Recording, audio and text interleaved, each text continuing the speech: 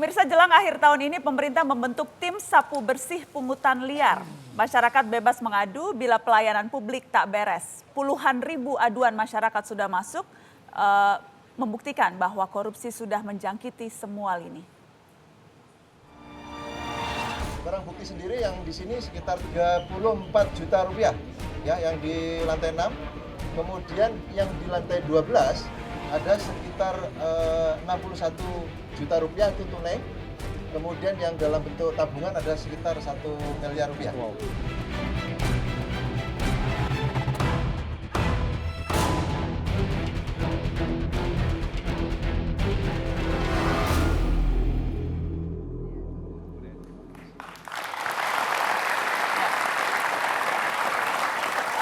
Dari puluhan ribu, di antara 16.000 laporan pemirsa yang diterima oleh tim sapu bersih pungutan liar, kementerian dengan laporan pungli terbanyak ada di Kementerian Dalam Negeri. Dan Menteri Dalam Negeri hadir malam ini di Mata Najwa, Pak Cahyokumolo. Paling banyak data pungli di kantor Anda, Pak? Bicara Kementerian Dalam Negeri itu dari pusat sampai ke desa kelurahan. Perizinan semua lini?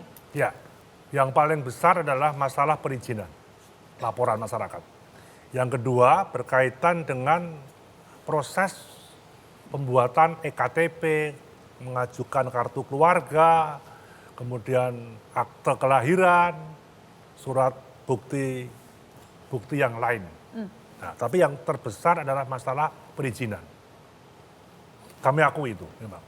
Ya memang tugas aparatur hanya dua harusnya. Ke dalam meningkatkan kualitas sumber daya manusia, yang keluarnya memberikan hal yang terbaik buat masyarakat.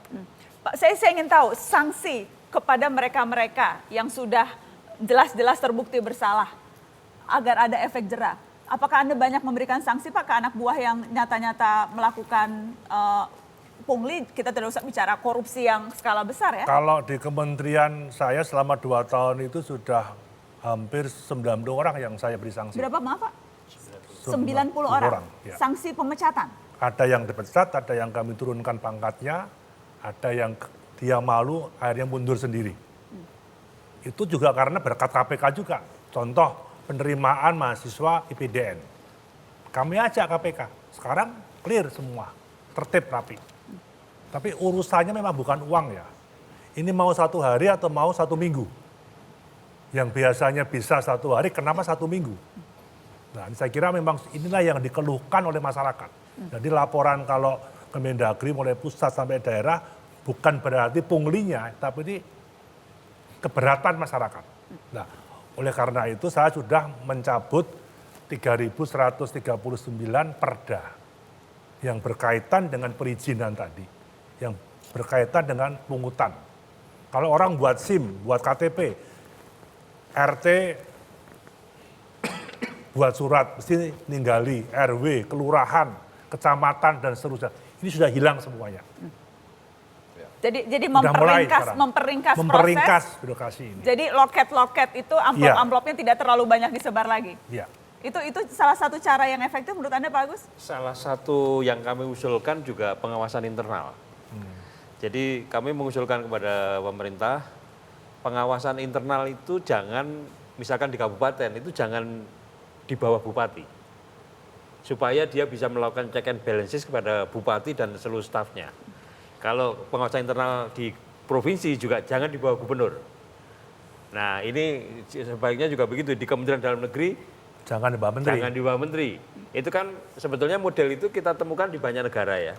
Jadi Inspektorat Jenderal itu ya langsung bertanggung jawab kepada presiden, bukan kepada menterinya. Tapi KPK ngurusi pungli-pungli ini juga karena saya tahu pemerintahan Jokowi sangat concern terhadap ini sampai membentuk Satgas sendiri, sampai kemudian Presiden Jokowi ikut turun tangan waktu itu pada saat disinyalir ada pungli sampai datang ke kantor Kementerian Menhub. Jadi ini sesuatu yang tampaknya sangat serius begitu. Ya. KPK juga ikut-ikutan pungli, Pak? Enggak, kita kan di dalam undang-undang tadi seperti dijelaskan maksudnya ada batasan, tidak boleh di bawah 1 miliar.